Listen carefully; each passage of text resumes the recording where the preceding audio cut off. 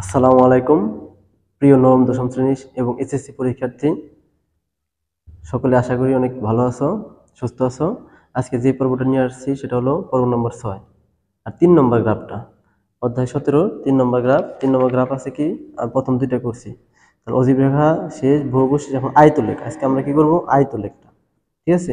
তো আয়তলেখটা হয়ে গেলে তিনটা গ্রাফ শেষ হয়ে যাবে। তিনটা গ্রাফ করলেই ইনশাআল্লাহ তোমরা 4 পাবা পরীক্ষায়, ঠিক আছে। তাহলে আমরা শুরু করি। তাহলে আজকে আমার যে ওই প্রশ্নে, ঠিক আছে, তো আমরা এই প্রশ্ন দিয়ে আমরা করব। যে প্রশ্ন আসতে পারে এরকমই যে বহুভুজ অঙ্কন, ঠিক আছে। তাহলে এটা গ নম্বর তোমাদের আসতে পারে আয়ত লেখো, আয়ত লেখো, ঠিক আছে, আয়ত লেখো, এটা প্রশ্ন, ঠিক আছে। তাহলে আমরা আজকে কি করবো, আয়ত লেখোটা করবো। আয়ত লেখো, এটা থেকে আমরা আয়ত লেখো করবো। দেখো আয়ত লেখো কিভাবে করবো। তো প্রথম আমরা সমাধান লিখবো।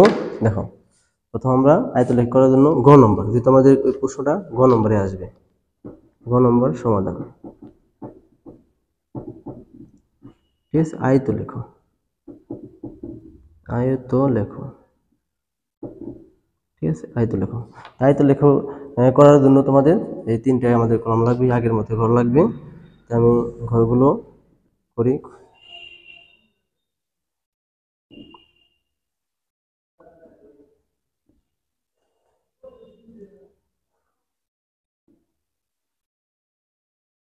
ঠিক আছে, তাহলে আমি এটা 6টা করতে পারো।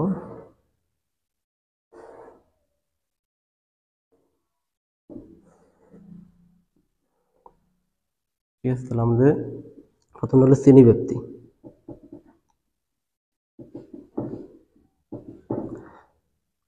এই হলো অবিচ্ছিন্ন শ্রেণীসীমা, ছিন্ন শ্রেণীসীমা লাগবে, শ্রেণীসীমা ক্লাব গণসংখ্যা তো দিয়ে আছে প্রশ্নে,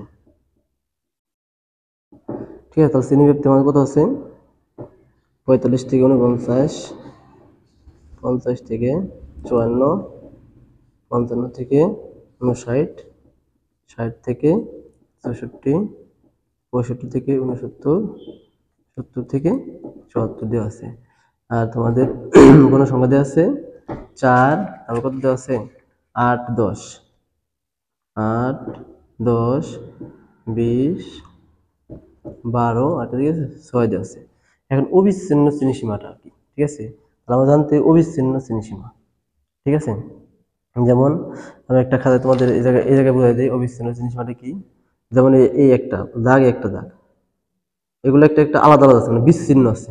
আর অবিচ্ছিন্ন, ঠিক আছে, দাগ ঠিক আছে কিন্তু মাঝখানে লেগে থাকে আর কি, পাশাপাশি লেগে থাকা, এটা এটা এটা এটা হলো অবিচ্ছিন্ন শ্রেণীসীমা, ঠিক আছে। তাহলে এই অবিচ্ছিন্ন শ্রেণীসীমা আমরা কিভাবে যে গণসময় শ্রেণীব্যাপ্তি থেকে আমরা অবিচ্ছিন্ন শ্রেণীসীমা কিভাবে বানাবো, ঠিক আছে।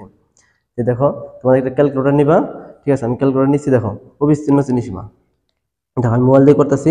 এই যে 45 প্রথম নিম্ন সীমা 45 আছে, তাই না। তাহলে এই যে 45, ঠিক আছে, বিয়োগ দিবে 0.5, ঠিক আছে, মানে 0.5, ঠিক আছে। তার কত হচ্ছে 44.5, 44.5। যে 44.5 যে হয়েছে, আমরা যে 5 বিয়োগ করছি 49 সাথে আবার উচ্চ সীমার সাথে যোগ করবা, যোগ করলে কত হয় দেখো 49 যোগ 0.5, তাহলে 49.5 হয়েছে। কত হয়েছে দেখো, ফল হয়েছে 49.5, 49.5, ঠিক আছে। এইভাবে তাহলে প্রত্যেকটা করতে হবে, ঠিক আছে।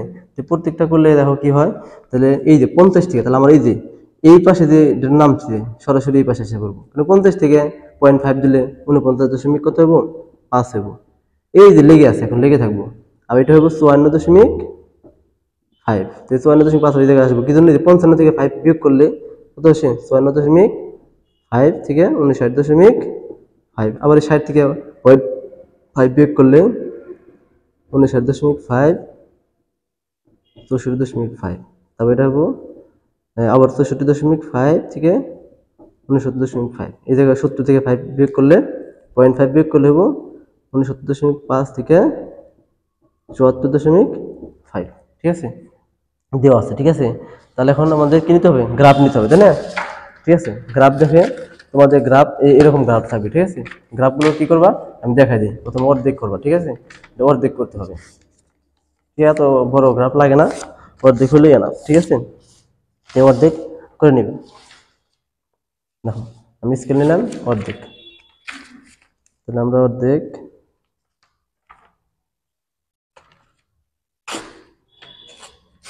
ঠিক আছে অর্ধেক হলে হবে আমাদের গ্রাফ। তাহলে আমরা অর্ধেক গ্রাফ নিয়ে নিলাম।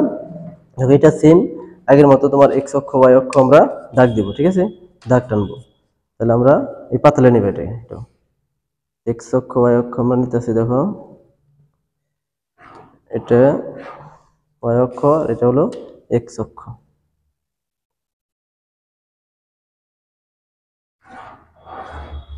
ঠিক আছে, অবশ্য গ্রাফ পেন্সিল দিয়ে করবে, ঠিক আছে আমি কলম দিয়ে করতেছি স্পষ্টতা বোঝানোর জন্য আর কি, আমি কলম দিয়ে করতেছি। ঠিক আছে পেন্সিল দিয়ে একটু কম বোঝা যায় তো, ঠিক আছে তোমরা কিন্তু পেন্সিল দিয়ে করবে। ঠিক আছে, তাহলে আমাদের এটা এক্স অক্ষ আর এটা হলো ওয়াই অক্ষ। ঠিক আছে, এটা বরাবর ও বিন্দু, এটা এক্স প্রাইম ওয়াই প্রাইম। ঠিক আছে দেওয়া আছে। প্রথম আমরা 5 ঘর কি দেবো, আমরা ভাঙ্গা চিহ্ন আগে দেবো। ঠিক আছে, আগের এই 1 2 3 4 5 মানে প্রত্যেক ঘরকে আমরা এক এক করে দিয়ে দিলাম 5। তারপরটা হলো 10, 5 ঘর পরে আর 5 ঘর পরে 15, তারপর হলো 20। ঠিক আছে, তাহলে আমার 20 পর্যন্ত হয়ে যাবে। ঠিক আছে, তাহলে যদি 20 আমাদের হাইস্ট আছে তাহলে 20 পর্যন্ত এই জায়গায় আমরা নিতে হবো, কিন্তু শ্রেণী অবিচ্ছিন্ন শ্রেণী সীমা নিতে হবে। অবিচ্ছিন্ন শ্রেণী সীমা কিভাবে নেব, এই 44.5 থেকে 49.5 এই পাশ থেকে শুরু হবে, এই 44 থেকে শুরু হয়ে এই পর্যন্ত আসবে। ঠিক আছে, সবগুলো নিতে হবে। তাহলে প্রথমটা 44.5। ঠিক আছে, তাহলে আমরা আগে একটু বিন্দু দিয়ে নেব এই জায়গায়। ঠিক আছে, 5 ঘর পর একটা বিন্দু দিই, তাহলে একটু বোঝা সুবিধা হবে না। ঠিক আছে, দেখো তাহলে প্রথমটা আমরা কি লিখব 44.5। ঠিক আছে, তোমরা একটু পাতালে লিখতে পারো তাহলে একটু ভালো হয়। তাহলে 44.5, তারপর আছে 49.5, তারপরে 54.5, তারপরে 59.5, 59.5, তারপরে 64.5,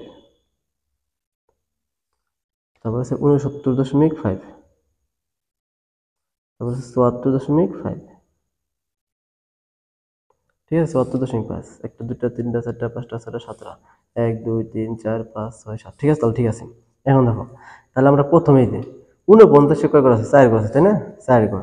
তাহলে 49 আমরা দেবো, তাহলে 1 ঘর 2 ঘর 3 ঘর 4 ঘর, প্রতি ঘরে 1 2 4 এই যে 4। ঠিক আছে, তারপর তোমরা এইভাবে আঁকে দিবে, এটা দাগ দিবে, এটা যোগ করে দিবে, এই একটা আমরা আয়ত লেখা হয়ে গেল। ঠিক আছে, তারপরে 54 আছে 8 ঘর, তাহলে 5 6 7 8, এই যেভাবে আমাদের 8 ঘর। ঠিক আছে, তারপর 10 ঘর আছে, কয় ঘর আছে 10 ঘর, এই যে 10 ঘর, তবে সেম 10 ঘর। ঠিক আছে, তারপর আছে 20 ঘর, এই যে 20 ঘর। ঠিক আছে, 20 ঘরে সুন্দর করে তোমরা যখন স্কেল টাইনে সুন্দর করে দেবে। ঠিক আছে, ওকে, তাহলে 20 ঘর। তারপর 12 ঘর, 65 আছে 12, তাহলে 10 এই যে 2 12 ঘর। ঠিক আছে, তাহলে 12 ঘরে আর কাছে কত 74 আছে তোমার 6 ঘর, তাহলে 5 ঘর 1 ঘর 6 ঘর।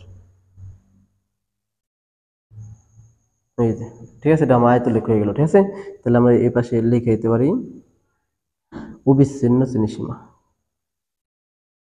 অবিচ্ছিন্ন শ্রেণীসীমা।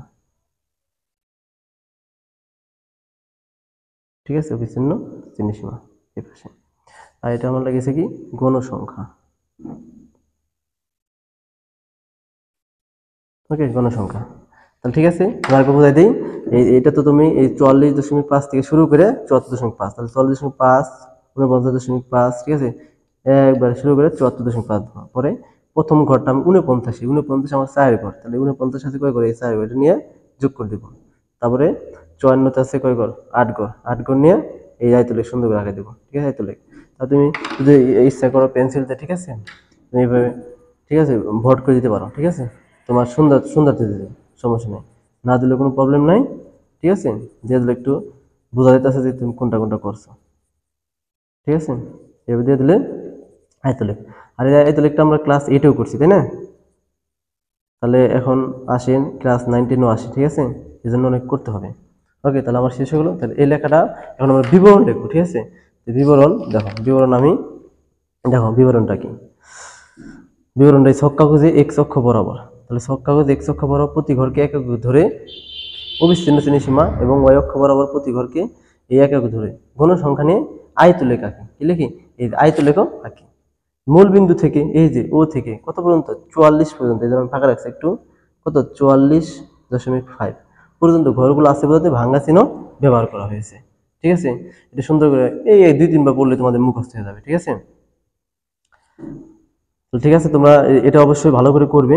ঠিক আছে, আর এই 3টা গ্রাফই আমি মনে করি তোমরা দেখলে, আমার ভিডিওটা দেখলো অবশ্যই তুমি পারবে। ঠিক আছে, 100% পারবে। আর পরীক্ষা তো আসবেই, ইনশাল্লাহ অবশ্যই আসবে, এই জন্য তোমরা করার চেষ্টা করো। ঠিক আছে, তাহলে আজকের মতো এই পর্যন্ত থাক। ধন্যবাদ সবাইকে। আসসালামু আলাইকুম।